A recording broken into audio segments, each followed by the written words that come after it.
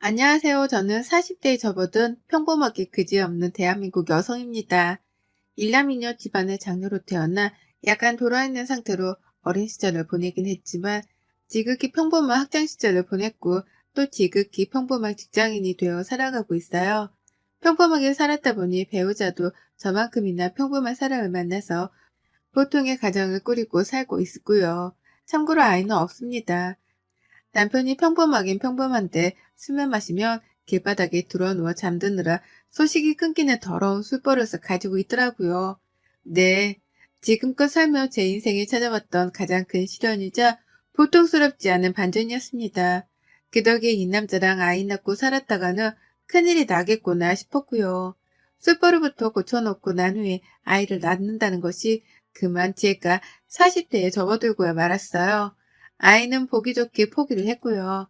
아무튼 평범한 사람이 맞는데 남편을 만나 보지 못한 반전 모습을 목격하며 조금씩 제 삶은 평범함에서 이상한 쪽으로 틀어졌던 것 같습니다.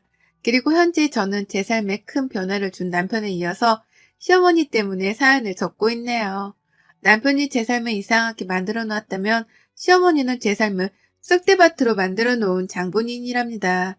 어디 얼마나 제 삶을 쑥대밭으로 만들어 놨는지는 지금부터 세세하게 풀어볼게요. 한마디로 시어머니를 표현해 보자면 이분은 앞뒤가 굉장히 구린 분이세요. 며느리인 저의 평가니까 조금 객관적이지 못하다 싶을 수도 있지만 사실입니다. 정말로 앞뒤가 구리세요. 결혼 초부터 시작된 남편과 제 사이의 이간질로 인해서 한동안은 제가 마음고생을 엄청 했답니다. 앞에서는 우리 며느리라고 하시면서 잘 챙겨주시는 듯 하더니만 뒤에서는 남편을 붙들고 제가 미련스럽다며 뒷담화를 엄청 깠더라고요. 행동이 굼떠서 시어머니가 꼭 시켜야만 움직이고 그제서야 움직이는 것도 답답해 죽겠다고 말이죠. 말을 꺼내는 것도 속으로 한참 생각하고 말하는 것 같은 게 꼭 가식덩어리 같다고요. 이 말을 듣고서 한동안은 정신이 멍해 일도 잘 손에 잡히지 않았답니다. 저로서는 처음 들어보는 저를 향한 평가였기에 인생을 다시 태어난 듯 황망했죠. 대한민국에서 나고 자라 스피드 하나만큼은 최고라 여기며 살던 저였거든요. 느리고 답답하고 속에 꿍해놓고 사는 게 싫어서 행동 하나만큼은 결단력이 빠르다 자부하는 저였습니다. 오히려 회사에서도 일처리가 늦은 부하 직원을 보면 속이 답답해 한숨이 절로 나오기도 하는 저였고요. 누구보다 빠른 걸음으로 지하철역을 뚫고 나가고 누구보다 빠른 대사로 뒤처짐을 경계하며 살던 저였는데 그런 제게 답답하다는 사람은 시어머니가 처음이었어요. 남편으로부터 이 말을 전해들은 뒤에 제 행동을 좀 더 고쳐보고자 노력도 했습니다. 시어머니가 부르시면 일부러 더욱 빨리 몸을 움직였고 내가 나서서 잡일을 하기를 원하는 건가 싶어서 저 혼자 부엌에 툭 치고 서서 설거지를 해보기도 했죠. 그러자 그때부터 어머님은 뒷담화를 멈추더라고요. 제가 나서서 잡일을 도맡아 하며 집안의 가정부 역할을 충실히 하기 시작한 그 순간부터 어머님은 모든 게 괜찮아졌다는 듯이 앞뒤 태도를 명확히 하셨답니다. 더 이상 뒷담화를 할 것이 없다는 것 마냥 말이죠. 하지만 잠깐의 뜸을 들이고서 또 이놈의 이중적인 병이 도지셨더라고요. 저희 부부가 아이를 안 낳고 있으니 그걸 가지고 문제를 삼기 시작하신 겁니다. 앞에서는 요즘은 그게 대세다. 니들이 알아서 할 문제니까 우리는 전혀 관여하지 않으마. 라며 쿨한 척을 하시더니 정작 뒤에서는 또 남편을 붙잡고 제가 몸에 문제가 있는 게 아니냐는 식으로 뒷담화를 깠다는 겁니다. 그게 아니라면 왜 여태 아이를 낳지 않고 있냐고 말이죠. 본인 입으로 저희 부부가 알아서 할 문제니 관여하지 않겠다고 말을 하셔놓고 뒤에서는 전혀 다른 태도로 저를 욕보이고 계셨던 겁니다. 자기 아들한테 문제가 있어서 그런 거라는 생각 따위는 하지도 않으신 채 말이죠. 그걸 또 전 남편을 통해서 듣게 되었고 이런 말들을 그대로 전해주는 남편이 믿다가도 뒷담화를 한 시어머니가 밉고 또 그런 와중에 같이 누워 사는 남편이 밉다가도 또 멀리 사는 시어머니가 미웠습니다. 이런 생각이 반복되며 꼬리에 꼬리를 물었던 것 같아요. 결혼하고서부터는 절대 평범한 저의 모습으로 돌아갈 수 없었답니다. 늘 마음을 불편하게 하는 사람들의 존재로 속을 썩였죠. 저도 사람인지라 속이 확 터져버리려고 할 때가 있긴 있었거든요. 앞에서 싱글방글 우는 시어머니를 보며 뒤에서는 또 딴 말을 하겠지 싶어 말이죠. 하지만 제가 조금이라도 기분이 안 좋거나 말 섞기 싫다는 듯의 표정을 짓기라도 하면 어머님은 먼저 나서서 방방 뛰며 역정을 내셨습니다. 며느리가 자신을 눈치 보게 한다면서 말이죠. 왜 밖에서 기분 나빠온 걸 시댁 안에서까지 보이려고 하냐며 막 혼을 내더라고요. 정작 본인 때문에 화가 날 줄도 모르고 밖에서 일하다 받은 스트레스를 집에서 풀려 한다며 저를 막 혼내키는데 억울하기도 했지만 별말을 못했어요. 사실이었으니까요. 화가 나면 싸우기라도 해서 풀어야 하는데 그렇지 못한 채 표정만 구기고는 각 잡고 있던 제 잘못도 있다 싶었습니다. 그래서 전 이런 와중에도 시어머니께 별말을 못한 채 수긍만 하고 잘못했던 백기를 먼저 들어야 했네요. 더 큰 싸움으로 번지는 건 정작 제가 싫었거든요. 이렇게 저는 시어머니랑 보이지 않는 간격을 사이에 두고 살았습니다. 언제 누구 하나라도 삐끗하면 싸움이 터질 텐데 그게 무서워서 일방적으로 제가 참고 있었습니다. 이렇게 답답함을 유지한 채로 시댁에 가면 늘 시어머니 눈치를 보기 바빴고 잘 지내고 온 날이라 할지라도 어제 어디서 제 뒷담화를 깔지 모른다는 생각에 진심을 느낄 수는 없었답니다. 남보다 못한 사위와도 다름이 없었죠. 그리고 이런 모습을 저희 친정에서는 너무 안타까워하셨어요. 특히 저희 아버지는 제가 너무 힘들게 사는 게 아니냐면서 그 나이에 눈물까지 자주 훔치셨습니다. 자신을 쏙 빼다 닮고 가장 아끼며 키웠던 큰딸인데 결혼해서 아이도 낳지 않고 마음고생이 심한지 살이 쪽쪽 빠져가는 걸 누구보다 안쓰러워 하셨던 거죠. 옆에서 지켜보며 말입니다. 그와 더불어 한 번은 결혼 2년 차에 저희 아버지가 남편과 저의 대화를 엿들은 적도 있었어요. 친정에 갔다가 남편이 눈치 없이 우리 엄마가 알면 자들어지시겠네 라며 저한테 속삭이듯 말을 했거든요. 친정에 와서 제 손으로 과일 깎은 걸 가지고 남편이 시어머니께서 질투할 게 뻔하다며 하는 농담이었습니다. 그걸 가지고 아빠는 제가 시어머니한테 그리 큰 이쁨을 받지 못한다는 걸 눈치챘던 것 같아요. 시모 성격이 보통이 아니라는 것도 말이죠. 그래서 그 후로는 별의별 것들을 사다 주면서 제게 기쁨을 주려 하셨어요. 이를테면 생일이 아닌데도 카페 쿠폰을 보내주신다거나 생일일 땐 꼭 제가 가지고 싶은 걸 미리 물어보셨다가 사주시면서 말이죠. 제 나이가 벌써 40이 넘었는데 아빠 눈에는 제가 아이 같아 보이는 건지 저희 아버지는 꼭 제게 선물을 챙겨주시곤 하셨습니다.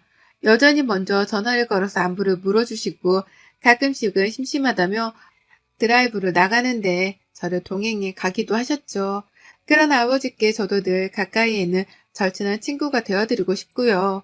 그러던 중 제가 2달 전 생일이었습니다. 그리고 올해도 역시나 저희 친정 아버지께서 선물을 보내주셨어요. 그전부터 계속해서 뭘 가지고 싶은 게 없는지에 대해 물어보시더라고요.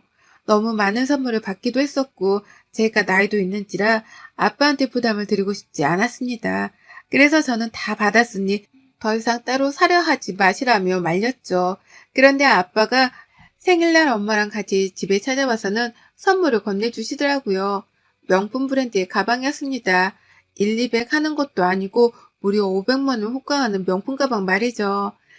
아빠가 딸내미 선물 하나 근사한 걸로 사주고 싶었다면서 그걸 건네주는데 옆에 있던 남편도 그렇고 저도 그렇고 자지러지는 줄 알았어요. 이런 비싼 선물은 제 남편도 사준 적이 없었거든요. 저희 부모님께서는 모아놓은 돈도 있으셨고 저나 동생들 모두 다 번듯한 직장에서 일을 하는지라 가져다 드리는 용돈도 제법 두둑했습니다. 거기에 엄마가 재테크에 능하셔서 젊은 시절 벌어놓은 돈도 제법 있었고요. 부모님이 어려운 지갑 사정을 감안하고 사주신 가방은 아니었기 때문에 큰 부담은 없었지만 그럼에도 불구하고 나이 드신 부모님이 딸 자식 챙긴다며 명품 가방을 사주셨던 사실은 너무나 송구할 따름이었어요. 내가 좀 더 재밌게 잘 사는 모습을 보여드렸다면 이렇게까지 비싼 가방을 사주시려 하진 않았을 텐데 나에게서 이렇게라도 좋은 걸 해주며 기쁨을 주려 하셨나 싶더라고요. 참, 자식으로서 별의별 생각이 다 들었던 것 같습니다. 마냥 비싼 가방을 받았다고 좋아라만 할 수도 없었고 기뻐라 할 수도 없었어요. 복잡한 감정이 놓인 채로 부모님 앞에서는 가면을 쓴 채 철없이 감사하다고 잘 쓰겠다며 누구보다 좋아라 했네요. 그런데 그 가방의 존재를 시어머니가 알아보셨어요. 남편이 신이 나서는 시어머니한테 전화를 했더라고요. 장인어른이 이 사람 생일 선물로 명품을 사주셨는데 엄마는 뭐 없냐고 하면서 그 와중에 철딱서니 없이 시어머니께 제 생일 선물을 찾은 겁니다. 생일 축하한다는 전화 한 통 없던 사람인데 선물은 사놨을 리가 있냐고요. 근데 남편은 시어머니께 연락을 드려서는 제 선물을 찾았던 거죠. 아빠가 사주셨던 가방의 존재까지 털어놓으면서요. 그리고 그 후 시댁에 갔을 때 어머님은 제 명품 가방만을 찾으셨어요. 제가 오건 말건 아들이 오건 말건 이런 건 아무 관심도 없으셨고 오로지 가방에만 집중을 하셨습니다. 너희 아버지가 사다 주신 그 가방은 뭐냐? 이거냐? 이게 아닌데 왜 안 들고 왔어? 나도 보고 싶은데. 라고 하면서요. 그 바람에 저는 부담스러워서 안 메고 갔던 가방을 그 후에 시댁을 방문할 때 맸고요.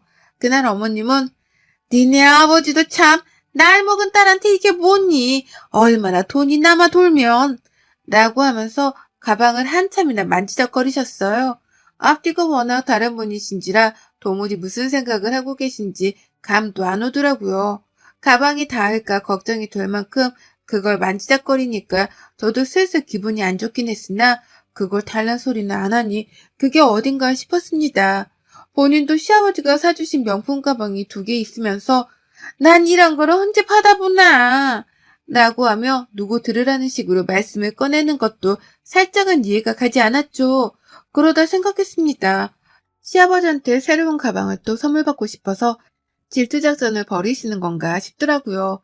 그러니까 굳이 며느리한테 가방을 시댁으로 들고 오라고 하신 걸로도 모자라 이런 걸 언제 받아보자는 말을 해가면서 관심작전을 펼쳤던 것이라고 말이죠. 그래서 저는 어머님이 가방을 하루 좀 빌릴 수 있겠냐고 물어보는 말에 네라고 대답을 했습니다. 별말 안 했거든요. 그냥 집에서 메고 있겠다고 황당하게 말씀을 하길래 시아버지 앞에서 가방을 보여드리려고 그러는 건가 싶었어요.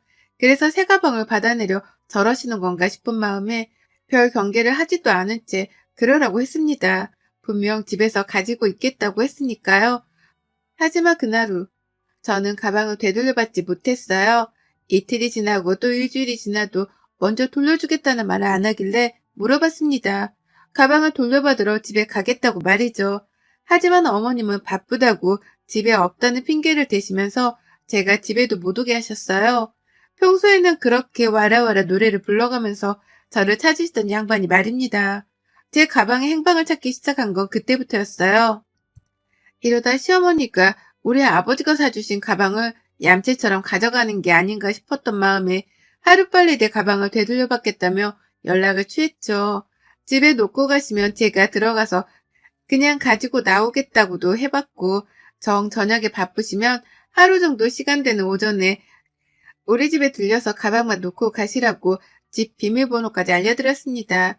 하지만 그럼에도 어머님은 소식이 없었어요. 어머님뿐만 아니라 제 명품 가방도 소식이 딱 끊겨버린 것이었죠. 그렇게 저는 무려 한 달을 버텼습니다. 내 아버지가 주신 가방을 제대로 몇 번 들어보지도 못한 채 시어머니한테 가져다 드렸고 그러고는 무려 한 달이나 가방의 행방을 찾지 못한 채 시어머니의 연락을 기다렸어요. 어머님은 그 한 달 사이 저를 집으로 부르기는커녕 연락조차 닿기가 쉽지 않았고 그러는 사이 자기 아들인 제 남편하고도 연락을 안 하시더라고요. 참 희한한 노릇이었죠. 평소 같으면 며느리 뒷담화를 하기 위해서라도 남편이랑은 꼭 통화를 하던 어머님이셨는데 말입니다. 그러다 보니 저도 의심이 증폭되었고 안 되겠다 싶더라고요. 참고 참다가 갑자기 어느 순간 폭발을 해서는 오늘은 당장 끝장을 봐야겠다면서 시댁으로 달려갔습니다. 예고도 없이 시댁을 방문했었고 남편조차 몰랐어요. 시댁에 들이닥치니 어머님이 안 계시더라고요. 정말 바쁘시구나 싶어서 황당하던 중 시아버지께는 제 가방만 찾고 돌아가겠다면서 무턱대고 안방으로 들어갔습니다. 그러자 시아버지가 너무 당황해 하시면서 말리시더라고요. 급기야 가방 없다? 라는 말을 꺼내기까지 하시면서 저를 말리셨어요. 가방이 왜 없냐고 그게 말이 되냐고 물으니 더 자세한 대답은 당연히 회피하셨고요. 시어머니가 메고 나가신 건가 싶어서 기분이 더 잡쳤습니다. 그리고는 당장 어머님을 만나 가방을 돌려받겠다면서 시어머니의 행방을 물었죠. 친구들을 만나러 나가셨어도 괜찮으니 약속 장소를 알려달라고 했죠. 주변에 사람들이 많으면 오히려 시어머니 망신을 줘서라도 가방을 낚아채울 생각이었습니다. 그런데 아버님은 그것마저도 얼버무리셨어요. 제가 급기야 결혼하고 처음으로 시아버지 앞에서 언성을 높이며 시어머니를 찾았더니만 그제서야 정말 어렵게 입을 여시더라고요. 여행 갔다. 라고 말입니다. 어머님이 저한테는 허락도 안 구하고서 제 가방을 여행 갔는데 가져가셨다는 겁니다. 아직 3달이나 남아있었던 자기 칠순 여행이요. 기가 막혀서 말도 안 나왔네요. 당장 시어머니는 연락이 안 되는데 여행을 떠나셨고 시아버지는 아무것도 하지 못하시고 그 집안에서 답답해 숨이 넘어가는 줄 알았어요.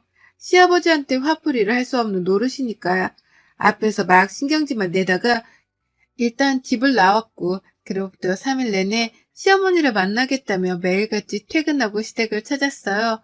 어머님이 언제 집에 돌아올지에 대해 시아버지가 말씀을 안 해주신 바람에 하는 수 없다며 제가 시댁으로 출근 도장을 찍은 거죠. 그리고 저는 무려 일주일이 또 지나서야 시어머니를 뵈었습니다. 정말로 여행을 다녀오셨더라고요. 그것도 동남아로 해외여행을 말입니다. 피부가 새까맣게 타서는 누가 봐도 휴양지에서 놀고 먹다 온 모습이더라고요. 집으로 찾아온 저를 보며 기겁을 해서는 진보다리를 숨기려 하는데 때는 이미 늦었죠. 저는 어머니께 아는 척도 하지 않고 그 가방을 제 손으로 뒤졌습니다. 내 아빠가 주신 선물만 찾고 집에 돌아갈 거니까 아무 말씀도 하지 말라고 말을 한 채 제 손은 누구보다 열심히 어머님의 여행 가방을 뒤졌어요. 하지만 제 명품 가방은 아무 곳에도 없었습니다. 어머님은 다소 난폭한 제 모습에 방법이 없다 싶었는지 앞에서 안절부절을 못하더니만 내 가방 어딨냐고요. 당장 내놔요. 라고 발악을 하며 소리를 치는 저를 향해 처절한 목소리로 대답하셨어요. 없어. 라고요. 뱉어낸 말에 책임을 져야 했고 답은 없다 싶었던지 눈을 질끈 감은 시어머니 감이 오더라고요. 어디다 잃어버리기라도 한 건가 싶어 왜요? 왜 없어요? 라고 물었더니만요. 세상에 예상치 못한 대답이 돌아왔습니다. 그걸 팔았다네요. 친구한테요. 친구네 부부가 같이 동남아 여행을 가려고 비행기 티켓에 호텔까지 다 예약을 해놨었는데 친구 남편이 바람을 피우다가 걸려버린 바람에 이혼을 했다는 거예요. 그래서 어머님 친구는 졸지에 여행을 혼자 갈 처지가 되었다고 하고요. 그걸 같이 가주는 대신에 저한테서 받은 그 명품 가방을 친구한테 넘겼다는 겁니다. 여행 경비 대가로 명품 가방을 선물했다는 것이었어요. 그걸 친구분께서는 요즘 명품 가방이 재테크용으로도 좋다면서 덥석 받기도 했다고 하고요. 정말 첩첩산중이었습니다. 화가 나 눈에 보이는 게 없었어요. 시어머니 여행 가방을 집었다가 바닥으로 내팽개쳐 가면서 고릴라를 방불케 하는 역정을 쏟아냈습니다. 당장 내 가방을 내놓으라며 소리를 지르다 못해 안방으로 기어 들어가서는 시어머니가 가지고 있던 2 명품 가방을 들고 나왔죠. 내 가방을 멋대로 판 대가로 이 정도는 줘야 하지 않냐면서 시어머니 가방을 제 팔에 맸거든요. 그러자 어머님 난리시더라고요. 야, 니네 부모님은 여유 있잖아. 그러니까 그 나이에 40 넘은 자식한테 명품 가방도 사주는 거지. 우리는 난 내 인생에 그게 마지막 명품 백들인데 그걸 네가 가져가면 어쩌라는 거야. 내가 이 나이에 이딴 걸로 며느리랑 몸싸움을 해야겠냐? 라고 하면서 그 가방을 도로 달라며 붙잡고 놓아주질 않으셨죠. 노인네가 어찌나 힘도 센지 또 목소리는 어찌나 꺼렁꺼렁하게 크던지요. 내가 아는 시어머니가 맞다 싶으면서도 이런 찌질한 모습까지 있으셨나 싶어 오만 감정이 들었습니다. 무엇보다 그 나이를 먹고도 여태 명품 타령을 해대는 꼴이 절대로 멀쩡해 보이진 않았네요. 오히려 추잡스러워 보였으면 몰라도 말이죠. 그러니 저는 더욱 치열하게 어머님의 딱 2개 남은 그 명품 가방들을 뒤도 돌아보지 않은 채 팔에 고정시킨 후 들고 뛰쳐나와버렸습니다. 시어머니의 비명소리가 들려왔는데요. 이제 이거 제 거예요. 제 가방 도로 가져다 놓기 전까지는 이건 제 겁니다. 일주일 안에 안 들고 오시면 저 이거 싹 다 팔아버릴 거예요. 라는 말을 남기고는 도망치듯 시댁을 벗어났습니다. 시어머니는 집 밖까지 맨발로 쫓아나오셨지만 저를 잡지 못하셨어요. 그리고 전 정말로 일주일 안에 어머님이 내 가방을 돌려놓지 않으신다면 이 가방들을 팔고 남긴 돈으로 아빠가 사다 주신 가방과 똑같은 걸 도로 살 예정이었습니다. 왜냐고요? 저희 아빠가 실망하시는 걸 두고 볼 수 없었으니까요. 제가 잘 메고 다니는 모습을 보여드리고 싶었고 그러기 위해선 똑같은 가방을 사놓는 게 최선이었습니다. 그리고 그 후 어머님은 일주일 안에 제 가방을 돌려주지 못하셨답니다.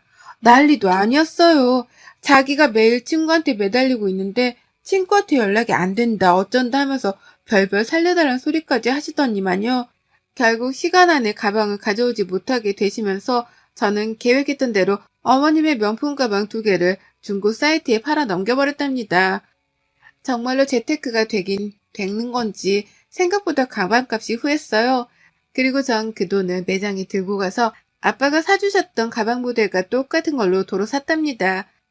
결과적으로 저는 아빠가 주신 명품 가방을 지금 현재 들고 다니고 있고요. 시어머니는 여행 한 번 간 것과 명품 가방 3개를 퉁친 꼴이 되었답니다. 제가 가방을 이미 팔아넘긴 줄도 모르고는 여전히 돌려달라 문자도 보내오고 계시는데요. 전 어머님이 하셨던 것처럼 잠수를 타고 있어요. 어머님이 저한테 가방을 팔아넘긴 걸 말씀 안 하셨듯이 저도 안 할 겁니다. 그러다 아시게 되어도 소용없네요. 이미 2개의 가방은 팔아넘겨졌고 저는 제 가방을 더 이상 어머님께는 보여드리지도 않고 빼앗기지도 않을 거예요. 그러게 며느리 가방은 왜 함부로 손을 대다 못해 친구한테 넘겨서는 이사단을 만들어내신 건지 그 나이에 명품 거리는 것도 참 추접스럽고 그 나이에 며느리랑 가방 하나로 몸싸움을 한 것도 두고두고 회자가 될 것 같습니다. 함부로 내 친정은 금전적인 여유가 있으니 이런 가방을 마음껏 사줄 거라고 단정 지으신 것도 큰 실수였고요. 지금 제 심정은 이런 시어머니가 내 시어머니란 것이 그 어느 때보다 쪽팔립니다. 한 번도 자랑스러웠던 적은 없지만 이번 일로 인류애까지 상실된 기분이랄까요. 어머님은 지금쯤 자기 가방 한 방을 두고서 얼마나 똥줄 태우고 계실런지 안 봐도 뻔한데 그걸 가지고 또 사이다를 마신 기분이라 슬굼기도 해요. 다만 저는 이렇게 사연을 적으면서라도 시어머니로부터 받은 열불과 쪽팔림을 누군가와 나눠보고 싶었답니다. 여러분의 생각은 댓글로 남겨주세요. 오늘도 시청해 주셔서 정말 감사합니다.